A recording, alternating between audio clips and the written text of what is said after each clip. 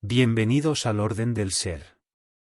En esta ocasión volvemos a comentar a uno de los personajes históricos más importantes de la historia de la humanidad, el gran Aristóteles. Este genio ocupa el número 13 en el ya mencionado ranking que establece Michael H. Hart. Citando a este autor, Aristóteles fue el más importante filósofo y científico de la antigüedad. El enfoque racional que subyace en toda su obra es más importante que cualquiera de sus teorías tomadas por separado. En sus escritos están implícitos la disposición a considerar todos los aspectos de la vida humana y de la sociedad como tema de análisis. La noción de que el universo no está regulado por el mero azar, la magia, o los antojos de deidades caprichosas, sino por leyes naturales. La creencia de que merece la pena que el ser humano lleve a cabo una investigación sistemática de todas las manifestaciones del mundo natural, y el convencimiento de que antes de sacar conclusiones, deberíamos hacer uso tanto de observaciones empíricas como de un razonamiento lógico. Fin de cita. Aristóteles nació en el 384 o 383 a.C., en la ciudad de Estagira, entonces perteneciente al reino de Macedonia. Su padre, Nicómaco, profesaba la medicina, y fue médico del rey Emintes III de Macedonia, hecho que explica su relación con la corte real de Macedonia, que tendría una importante influencia en su vida. A los 16 años se trasladó a Atenas para estudiar en la Academia de Platón, y en esta ciudad vivió 20 años, hasta poco después de la muerte de su maestro. Según Giovanni Riali, catedrático de Historia de la Filosofía Antigua, es imposible entender el pensamiento aristotélico si no se parte del acontecimiento fundamental de su vida, es decir, de los 20 años transcurridos en la escuela de Platón.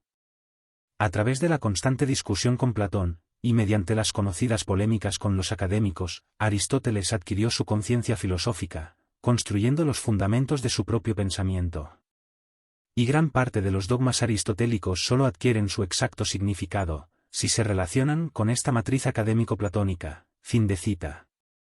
Pocos años después de abandonar Atenas, en el 343 a.C., el rey Filipo II de Macedonia convocó a Aristóteles para que fuera tutor de su hijo de 13 años, que más tarde sería conocido como Alejandro Magno. En la última etapa de su vida, fundó el Liceo en Atenas, donde enseñó hasta un año antes de su muerte, en el 322 a.C., a los 62 años.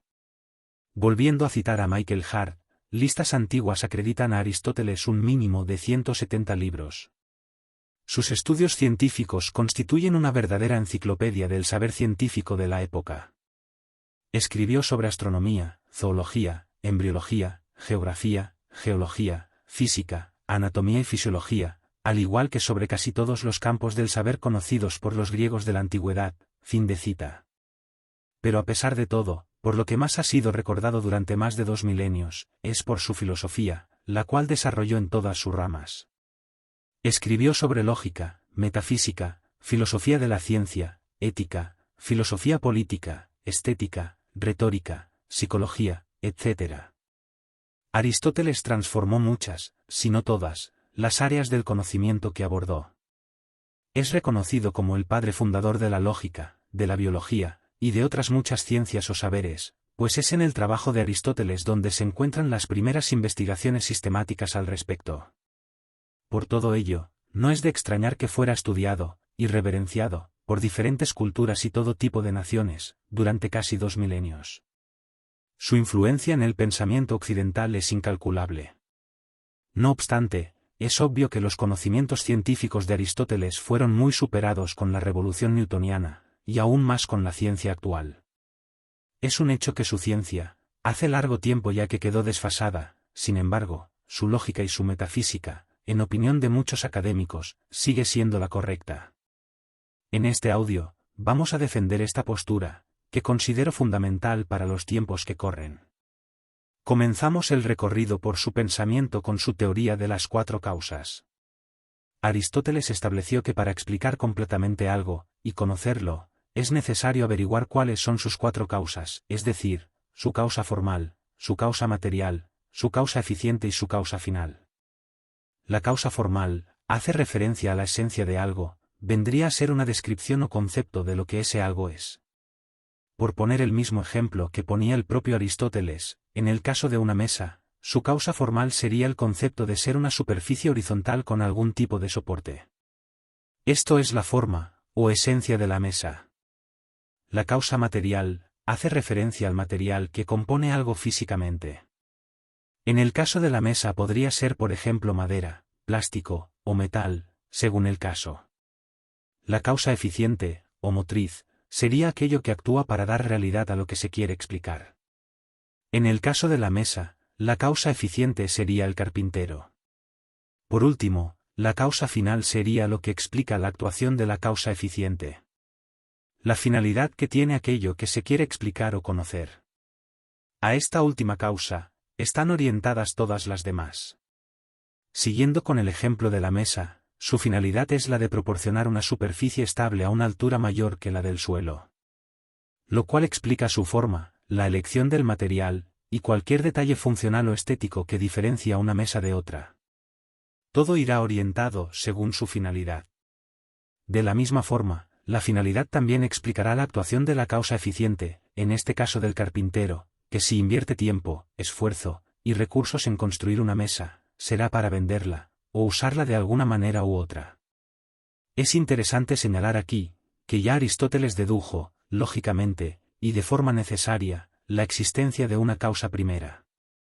En efecto, si nada de lo que vemos se puede explicar sin su correspondiente causa eficiente, y siendo esta causa algo externo, y previamente necesario, a aquello que es su efecto, a lo que queremos explicar, entonces cabe plantearse si esa causa eficiente tiene a su vez otra causa eficiente previa o superior.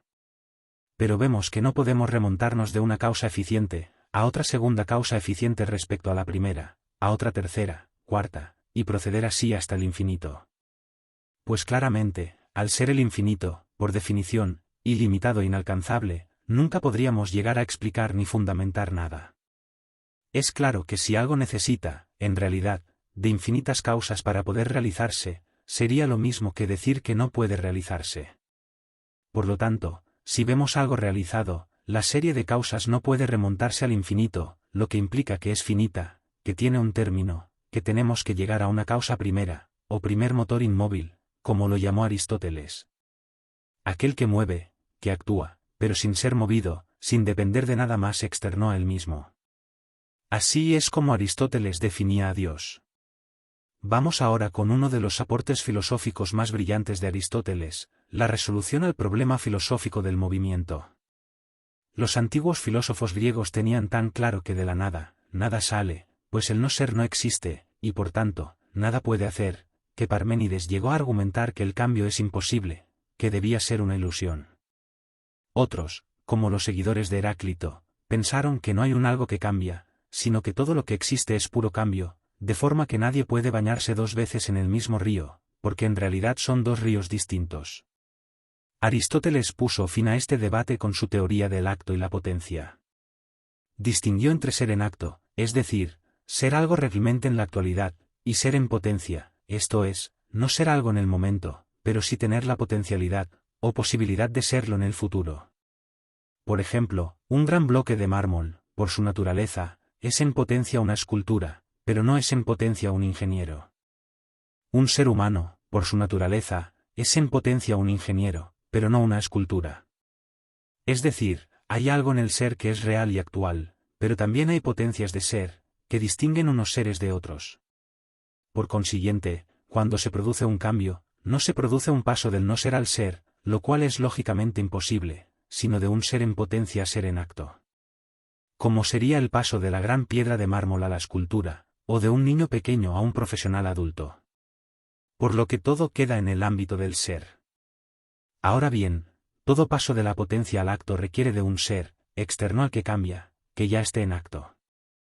Siguiendo el ejemplo, la piedra requeriría del escultor.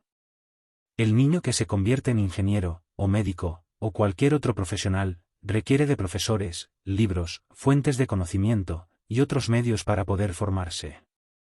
Esto también llevaba a Aristóteles a pensar que el movimiento, entendido como cualquier cambio, requería finalmente de un primer motor inmóvil, que cambie sin ser cambiado, pues de lo contrario, se caía en la contradicción lógica de necesitar en la realidad infinitos motores para lograr cualquier movimiento, lo que lo haría imposible. Estas dos ideas serían recogidas 15 siglos después por Santo Tomás de Aquino para desarrollar sus famosas vías. Debido a todo lo anterior, Aristóteles responde con seguridad a la pregunta de si solo existen sustancias sensibles, que podemos captar con nuestros sentidos o aparatos de medida, o más bien, es necesario que exista una sustancia suprasensible, no accesible a nuestros 5 sentidos ni a los aparatos de medida. La respuesta ya está dada, es necesario una primera causa o primer motor que trasciende al mundo sensible que él mismo pone en movimiento. Ahora bien, ¿por qué esta primera causa o primer motor no puede ser el mismo universo? Pues por varias razones. El universo no puede explicarse a sí mismo, ni se le puede atribuir lógicamente la cualidad de eterno o increado al universo porque, por ejemplo, nada increado puede ser cambiante, ni compuesto, ni contingente. De lo contrario se incurre en absurdo lógico. Si algo es cambiante desde un pasado infinito, entonces habría que concluir que ya ha sufrido infinitos cambios antes de que nosotros observemos uno, pero si realmente podemos llegar a observar uno, entonces no eran infinitos. Si algo es compuesto, necesita una causa de composición de sus partes diferenciadas, y el universo, y la materia en general, es compuesta de partes diferenciadas. Pensemos, como analogía, en un puzzle de 2 piezas. Si existe tal puzzle de 2 piezas que encajan, es porque algo o alguien previo ha determinado, o ideado, que así sea, cuando podía haber tenido 3 piezas, o 4, o 1. Si algo es contingente, es decir, que podría no existir, o existir de otra forma, como por ejemplo, con otras leyes, o las mismas leyes pero con otras constantes, entonces requiere una causa, y una explicación suficiente de su ser y su forma de ser necesariamente externa a él mismo, una razón de su existencia, y el universo es contingente. Incluso un universo cíclico, Big Bang Big Crunch, o multiverso, o una serie circular de causas no resuelve el problema, sigue estando sometido a las mismas contradicciones lógicas, de contingencia, composición, pasado infinito de bucles, o ciclos circulares anterior a este, etc., lo cual es un absurdo lógico. Por eso se propone la existencia más fundamental de un ser inmutable, eterno porque trasciende al tiempo, absolutamente simple, y subsistente. Que por sus propios atributos existe sin necesitar una causa anterior, y da explicación de su propia existencia, y que no podría no haber existido, o haber existido de otra forma, por imposibilidad lógica, ya que él es puro ser en sí mismo. Este es el acto puro de Aristóteles, el único ser sin potencialidades ni posibilidad de cambios, el ser perfecto. Por último, Aristóteles se plantea de qué manera puede mover el primer motor permaneciendo absolutamente inmóvil. Y responde aduciendo como ejemplo el objeto del deseo y la inteligencia. Citamos a Giovanni Riali en su libro, Introducción a Aristóteles. El objeto del deseo es lo bueno y lo bello. Ahora bien, lo bueno y lo bello atraen la voluntad del hombre sin moverse ellos mismos de ningún modo. De esta misma manera, lo inteligible mueve también la inteligencia, sin moverse a su vez. Y de esta misma naturaleza es también la causalidad ejercida por el primer motor, es decir, por la sustancia primera.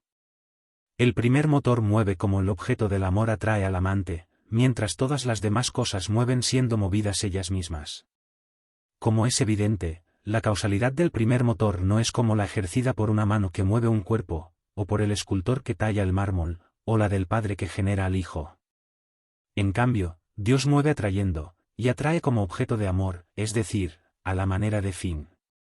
Por tanto, la causalidad del motor inmóvil es propiamente una causalidad de tipo final.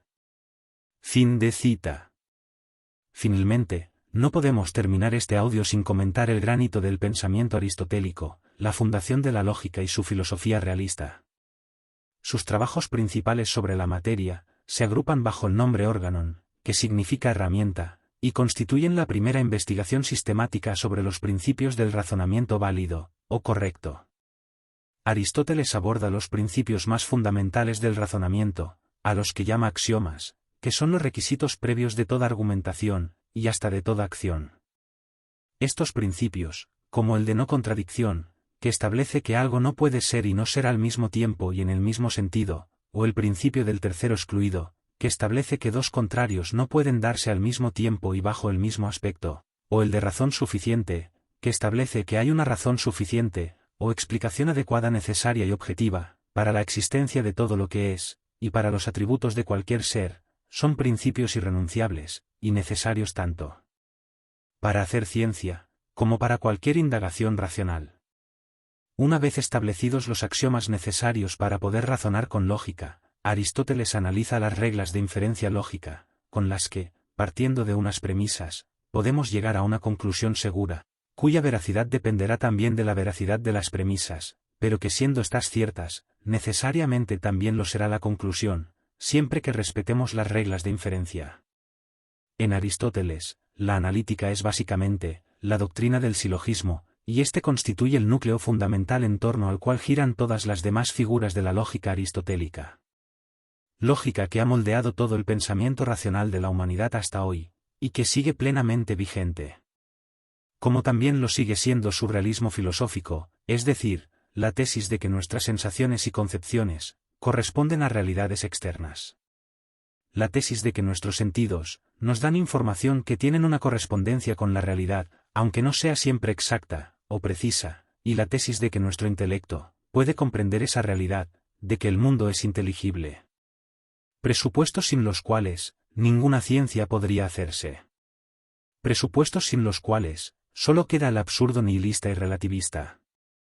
El perjudicial y dañino intento de imposición de ideologías a la propia naturaleza, que sin embargo, nunca puede superar la realidad de las cosas. Y es que el mundo natural está ahí, es como es, nos guste o no, y funciona siguiendo unas leyes, un orden. El orden del ser. Así pues, investiguemos y aprendamos de la naturaleza, también de la humana, saquemos provecho de ella, hagamos ciencia, y no vayamos en su contra. Si te ha gustado, no olvides darle like, comentar, suscribirte, y compartir este podcast. Un fuerte abrazo y gracias por escuchar.